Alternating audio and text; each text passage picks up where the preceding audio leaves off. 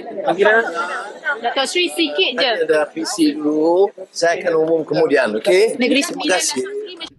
Datuk Seri Anwar Ibrahim meminta semua pihak memberi ruang kepada Menteri Besar Negeri Sembilan Datuk Seri Aminuddin Harun untuk mengumumkan perkembangan politik di negeri itu.